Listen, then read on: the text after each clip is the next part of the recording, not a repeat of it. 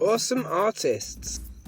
Today we'll be doing some art inspired by Atta Kwami. Now Atta Kwami is fantastic for bright, bold, contrasting colours and doing art with different lines.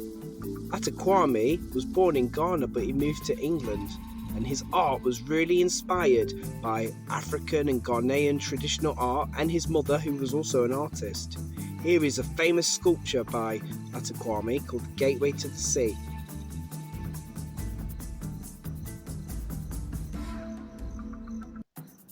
Now this activity, all you need is a small white piece of paper or a canvas, some tissue paper and some watery PVA glue. Now warning, it might get a little bit messy, but if you put some watery PVA glue onto the canvas or onto the paper, it doesn't really matter what direction your lines go, because if you look at Atta Kwami's art, he has all different sorts of directions of the lines. Sometimes they'll be vertical, sometimes they'll be horizontal, sometimes they'll be diagonal.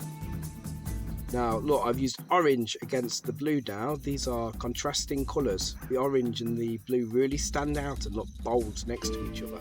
So when you're doing this with the children, you can explain that, try and use that vocabulary as to doing the art. Now you can't really see, I've put a white next to the blue. Contrasts nicely against the bright blue. Use scissors if you want to cut down the shape. Try and get it to fit.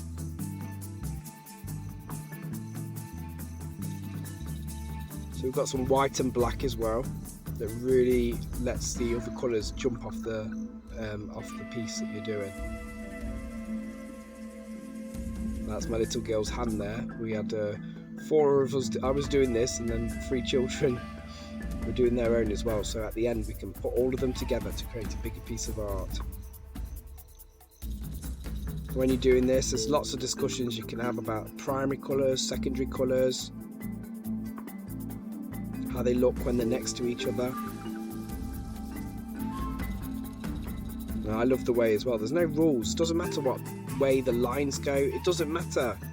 This is an abstract piece of African art, inspired art.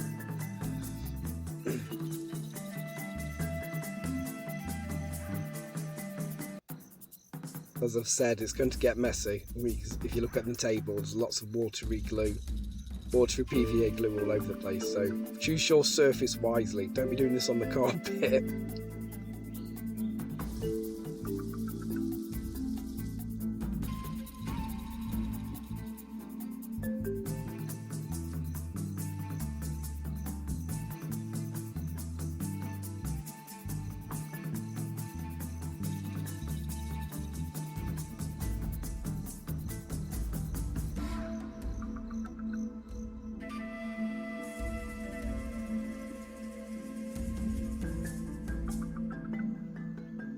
Right, now I'm going to cut some interesting shapes out. I'm cutting a V into some of the pieces of tissue paper, and it just makes it look a little bit more unique.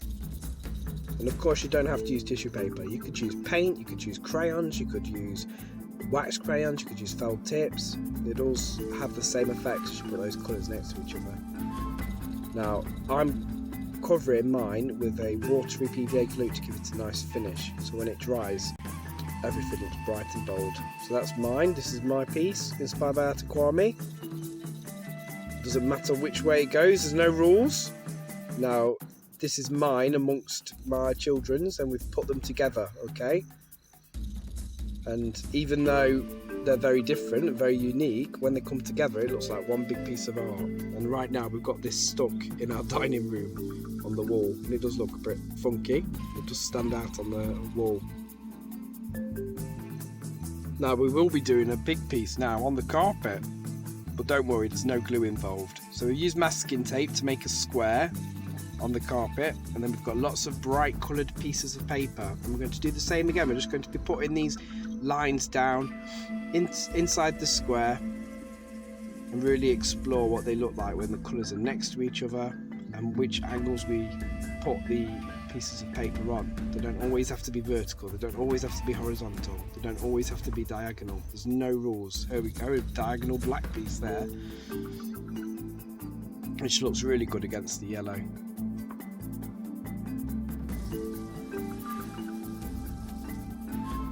And if you see those little feet that keep popping in, that's our youngest child, who's only 2. When we were doing this, he just loved exploring the colours, just saying the coloured names when he sees them. When he saw a yellow, he'd say yellow. When he saw red, he'd say red. So you can adapt it to any age, really. There we go, that's our finished big piece inspired by Atta Kwami. And I hope you've enjoyed. I hope you've got some ideas or some tips on how to do some art inspired by Atta Kwami. Thank you.